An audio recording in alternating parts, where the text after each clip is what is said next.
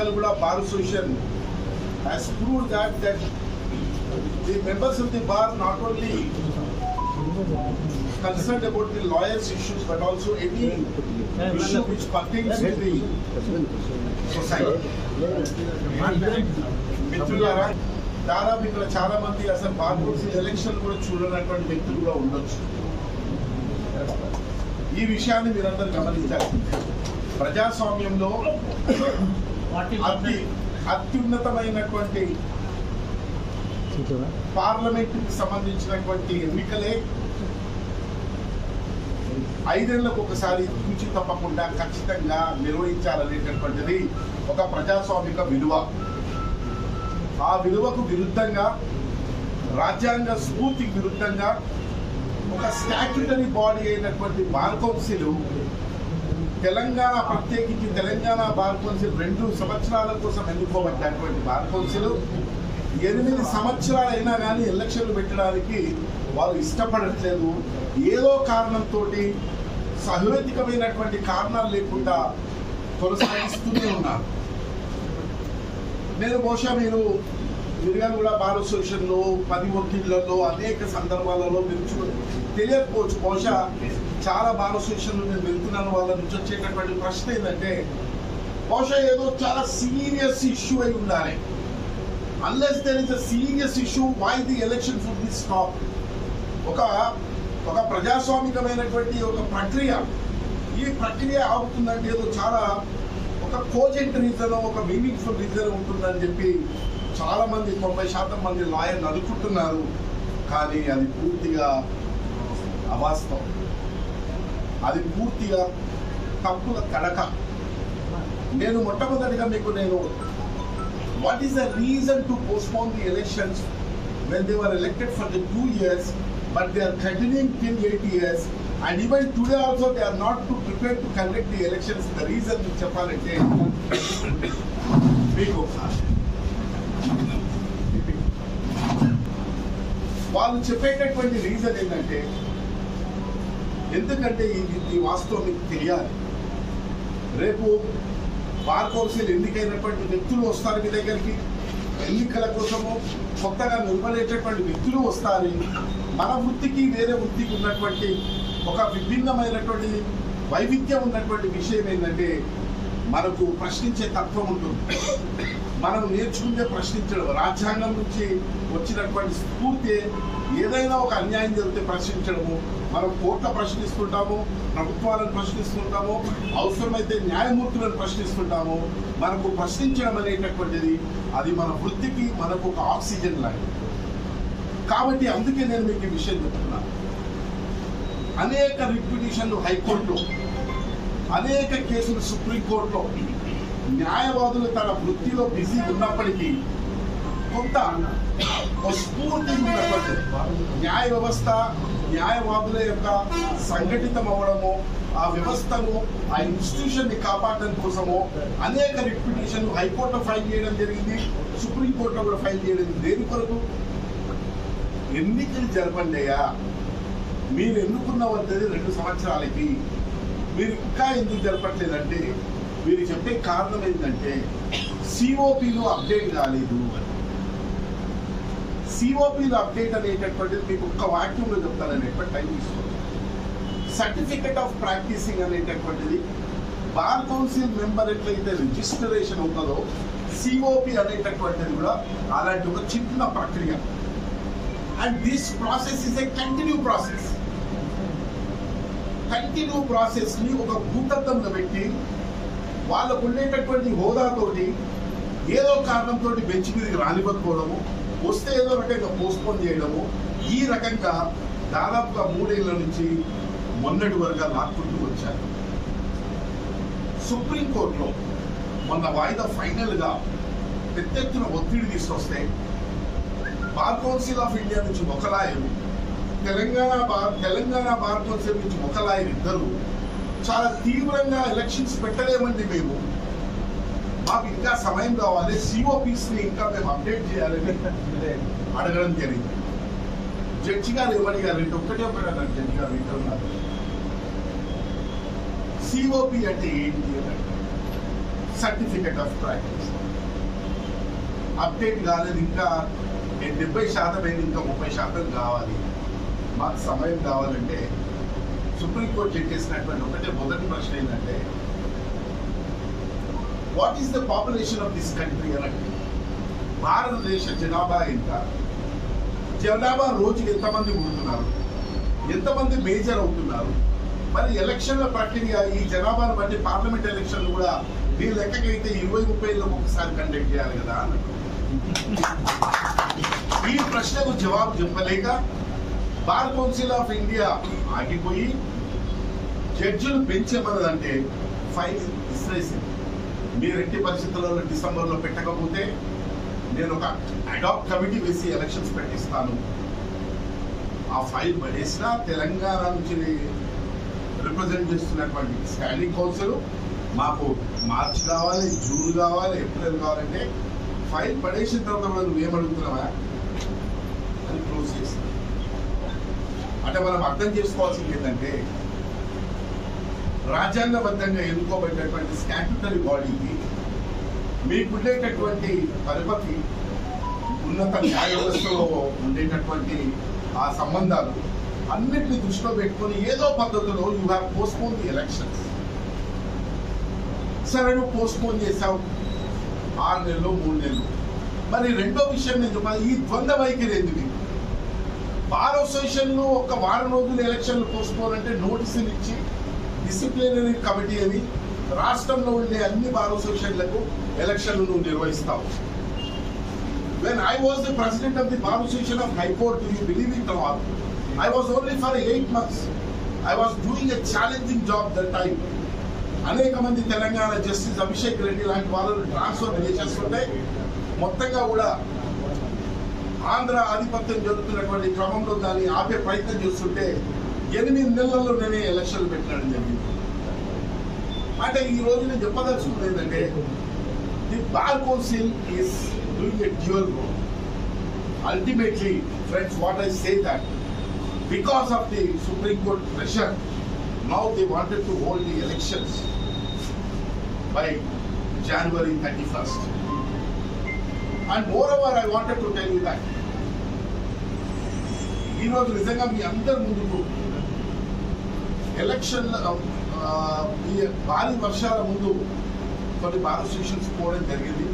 ఈ మధ్య వచ్చినటువంటి వర్షాలతో సరికొంత తగ్గించి మళ్ళీ నల్గొండ నుంచి ఒక క్యాంపెయిన్ చేస్తాము. అసలు బార్ కౌన్సిల్ పాత్ర ఏంటి, న్యాయవాదుల పాత్ర ఏంటి, అసలు న్యాయవాదులకు సంబంధించిన అంశాలు ఏంటివి, ఇవి మీతో షేర్ చేసుకోవడానికి కోసమే ఈరోజు నిజంగా కూడా నల్గొండలో చాలా పెద్ద ఎత్తున ఈరోజు బార్ అసోసియేషన్ మొత్తం కదిలొచ్చింది. ఈరోజు దర్శన్ నాయకత్వం, దర్శన్ నరసింహ గారి చొరవతోటి చాలా అద్భుతంగా చాలా విషయాలు దాదాపు 2 గంటల పాటు షేర్ చేసుకోవడం. ½ అన్ అవర్ అనుకున్న చోట 12:30కి స్టార్ట్ అయితే 2:30కి ఎండ్ అయింది. అదేవిధంగా హైకోర్టులో ఉండేటటువంటి యంగ్స్టర్స్ ని కూడా ఈ రీతి తీసుకురావడం జరిగింది. మా రిజ్వాన్ లాంటి వారు, మా మంచర్ల విష్ణు, అదేవిధంగా సతీష్, సంజన, ఈ యంగ్స్టర్స్ కూడా అర్థం కావాలి. ఈ రాబోయే తరాలకు కూడా అసలు కోర్టులు ఎట్లా ఉన్నాయి, కోర్టులలో ఎట్లా న్యాయవాదులు ఆలోచిస్తున్నారు, మనం ఎలా ఆలోచించాలనేటటువంటి దాంతో ఈరోజు నిజంగా కూడా మీ అందరి ముందు ఉన్నారు. నిజంగా కూడా I'm very happy to say that ఈరోజు నిజంగా కూడా there are 2 important roles, my friend. ఈరోజు మీ ముందు హైదరాబాద్లో నా చాలా పాత మిత్రుడైనటువంటి మా appam Chandrasekhar, special public prosecutor, తను కూడా మీ ముందున్నాడు. He wanted to also share with you all. So we are all with you that. I wanted to tell you only 2 things. What is the role of the bar council? Why we need a bar council to be very active? అనేటటువంటి ఒక ఆలోచించాల్సినటువంటి అవసరం. There are 2 important roles to be played by the bar council. One is the welfare of the lawyers. Welfare of the lawyers చూడాల్సినటువంటి, because the bar council is the guardian of the lawyers. రెండోది protection of the lawyers. Protection of the lawyers ఈ రెండిట్లలో bar council పూర్తిగా విఫలమైందని చెప్పి నేను తెలియజేస్తున్నాను. Welfare విషయానికి వస్తే ఒక బార్ కౌన్సిల్ ఒక ఎన్రోల్మెంట్ చేసేటటువంటి ఒక యంత్రాంగంగానే మనకు కనపడుతుంది తప్ప దాని తర్వాత లాయర్లకు వచ్చేటటువంటి అనేక సమస్యలు, రాజ్యాంగం కల్పించినటువంటి హక్కులు, ప్రభుత్వాల నుంచి మనం తీసుకోవాల్సినటువంటి సామాజికంగా కావచ్చు సంక్షేమ పథకాలు అనేకమైనటువంటి మనము బార్ కౌన్సిల్ చేయాల్సినటువంటి ప్రయత్నాలు ఏమీ లేవు. ఈరోజు నిజంగా కూడా చాలా మంది మార్జినలైజ్డ్ సెక్షన్స్ నుంచి వచ్చినటువంటి న్యాయవాదులు ఈరోజు యంగ్ లాయర్స్ పర్టికులర్ గా స్టైఫండ్ సమస్య ఉంది. వాళ్ళకి ఆర్థిక పరమైనటువంటి సపోర్ట్ లేదు. వాళ్ళకు సరైనటువంటి సీనియర్లు ఇమీడియట్ గా అందుబాటులో లేనటువంటి పరిస్థితి. బార్ కౌన్సిల్ ఉన్నటువంటి కోట్లాది రూపాయల ఫండ్ ఉన్నా కానీ ఒక అకాడమిక్ లెక్చర్స్ కానీ ఒక ఫుల్ ఫ్లెడ్జ్ ట్రైనింగ్ లాంటివి కూడా ఎక్కడ కూడా ఈ రోజు కల్పించలేనటువంటి ఒక పరిస్థితి మనం చూస్తా ఉన్నాం. ఈరోజు నిజంగా కూడా మేమున్నప్పుడు వచ్చినప్పుడు దానికి ఇప్పటికి కూడా పెద్ద తేడా ఏం లేదు కోర్టులో. If a person of a young lawyer who come from the rural area, that to from the schedule caste SC ST BC నుంచి హైకోర్టు లాంటి దాంట్లో కాలు పెట్టాలంటే చాలా కష్టమైనటువంటి పరిస్థితి. You don't find a place that is very difficult. Language is the biggest hurdle. Vocabulary is the biggest hurdle. To understand the law is the biggest hurdle. వీటన్ని కూడా మన దగ్గర బార్ కౌన్సిల్ ఉన్నటువంటి ఫండ్స్ కి అద్భుతమైనటువంటి కన్సిస్టెంట్ ట్రైనింగ్ ప్రోగ్రామ్స్ పెట్టొచ్చు. కానీ అలాంటి programmes ఏం లేవు. 2019 నుంచి హెల్త్ కార్డ్స్ ఇవ్వట్లేదు. అదే నేను అనేది ఏంటంటే ముందు మన మేధస్సుకు సంబంధించినటువంటి అంశాలు మీకు చెప్పి అదే రకంగా మెడికల్ కావచ్చు, అదే రకంగా ఇప్పుడు ఒక వ్యక్తి మన కుటుంబ లీగల్ ఫెటర్నిటీలో ఎవరైనా ఒకరు చనిపోతే సరైనటువంటి ఇమీడియట్ గా రెస్పాండ్ అయ్యే రిలీఫ్ లేదు. ఇలాంటివి అనేకమైనటువంటిది బాధ్యతాయుతంగా బార్ కౌన్సిల్ చేయాల్సినటువంటి ఎలాంటి యాక్టివిటీ కూడా ఈరోజు వెల్ఫేర్ యాక్టివిటీస్ ఈరోజు నడవకపోవడానికి కారణం ఏంటంటే బార్ కౌన్సిల్ సభ్యులంతా కూడా తన వ్యక్తిగత హోదా కోసము లేకపోతే బార్ కౌన్సిల్లో వచ్చిన తర్వాత వారికి సంబంధించినటువంటి అవకాశాలు జీపీ కావాలా, స్టాండింగ్ కౌన్సిల్ కావాలా, లేకపోతే ఇంకొకటి కావాలా, ఇదే తప్ప నిజంగా కూడా లాయర్ల గురించి పట్టించుకునేటటువంటి ఒక ప్రయత్నం ఇక్కడ కనపడలేదు.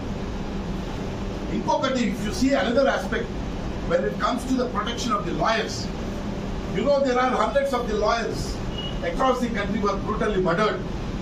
మన రాష్ట్రంలోనే దాదాపుగా మీకు తెలుసు, మనకు జ్ఞాపకం ఉన్నప్పటి నుంచి వామన్ రావు దంపతుల నుంచి మొదలు పెడితే, వరంగల్లో మల్లారెడ్డి మొదలు పెడితే, ఇటు మీ దగ్గరలోనే విజయారెడ్డి లాంటి వాళ్ళను అనేక మంది లాయర్లను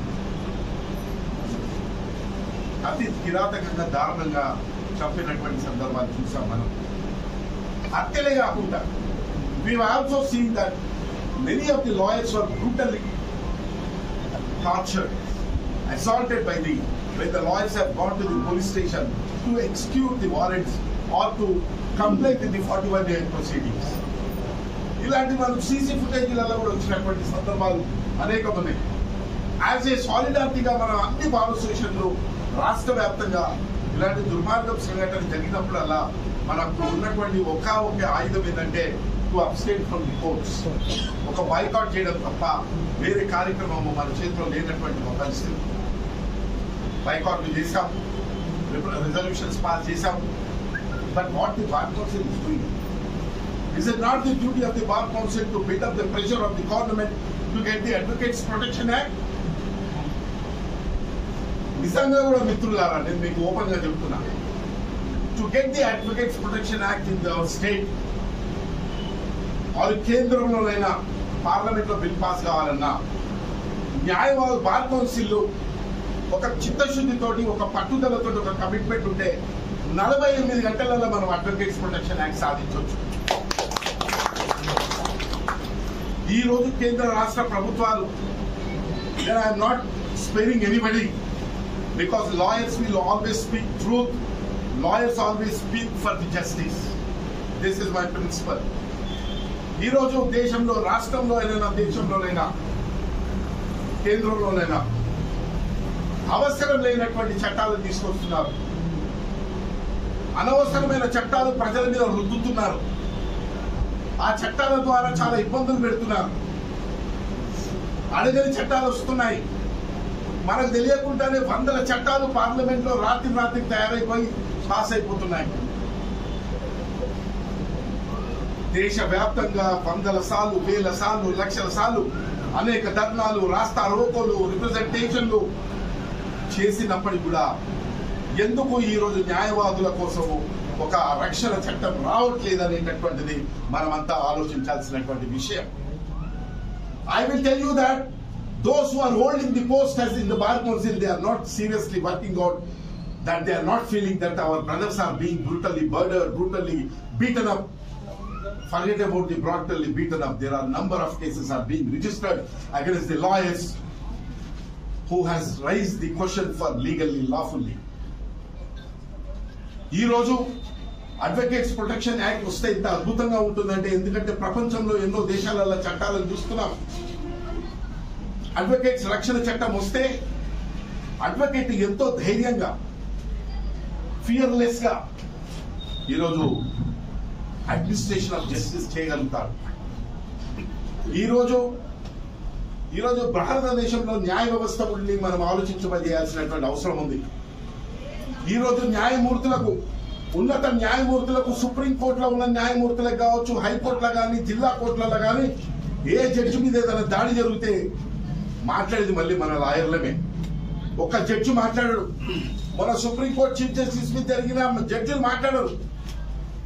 That is the reason I tell you that the lawyers are the voice to the voiceless people of this country, including to the judiciary and the people.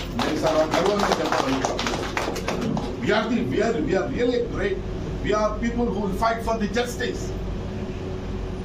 కానీ చాలా బాధాకరం ఏంటంటే మనం ఎన్నుకోబడ్డటువంటి, మన రాజ్యాంగబద్ధంగా ఉన్నటువంటి బార్ కౌన్సిల్ న్యాయవాదుల కోసం పార్లమెంట్ లో కానీ, అసెంబ్లీలో కానీ న్యాయబద్ధంగా పోరాటం చేయకపోవడం అనేటటువంటిది ఇది చాలా దురదృష్టకరం. మన అధికారం ఉన్నప్పటికీ మనం అధికారాన్ని ఉపయోగించుకోకుండా ఉత్తగా అధికారాన్ని కోల్డ్ స్టోరేజ్ లో పెట్టి వ్యక్తిగత జీవితం, వ్యక్తిగత అవకాశాలు, వ్యక్తిగత ఎదుగుదల, కుటుంబ ఎదుగుదల, నా కొడుకు జడ్జి అవుతాడా, నా కొడుకు జీపీ అవుతాడా, నా వాళ్ళు అవుతారా అనేది తప్ప ఒక సామూహికంగా, కలెక్టివ్ గా మొత్తంగా కూడా న్యాయ వ్యవస్థలో ఎంతో మంది అట్టడుగు వర్గాల నుంచి వస్తున్నటువంటి న్యాయవాదులకు అండగా నిలబడాలనేటటువంటి సోయి లేదు మిత్రులారా. ఈరోజు అడ్వకేట్స్ ప్రొటెక్షన్ యాక్ట్ రాకుండా అడ్డుపడేటటువంటి శక్తులు మీ అందరికీ తెలుసు.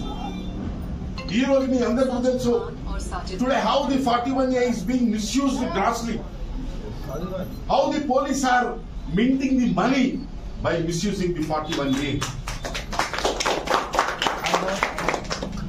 Today you believe it or not, there is no rule of law, there is no equality in implementing the 41A. ఆర్థికంగా ఉన్న వ్యక్తికి 41A, ఆర్థికంగా లేనటువంటి వారికి రిమాండ్. న్యాయవాది తల వంచి ఎస్ఐ తోటి చేతులు కలిపి, ఎస్ఐకి చాలా మమేకం అయితేనేమో వాడు మొత్తం వింటాడు. ప్రశ్నించే తత్వం ఉన్నటువంటి న్యాయవాదుల పట్ల నువ్వు ఎందుకు తీసుకొచ్చావరా నీ లాయర్ని, నేను లేనా అని లాయర్ని తనకు తాను వాలంటరీగా క్లయింట్ ఎల్లగొట్టి డిస్కరేజ్ చేసేటటువంటి దుర్మార్గమైనటువంటి స్థితికి ఈరోజు నెట్టబడుతుందంటే ఈరోజు బార్ కౌన్సిల్ యొక్క చర్యల వల్ల, బార్ కౌన్సిల్ యొక్క మౌనం వల్లే అని చెప్పి నేను మీకు అందరికీ తెలియజేస్తాను.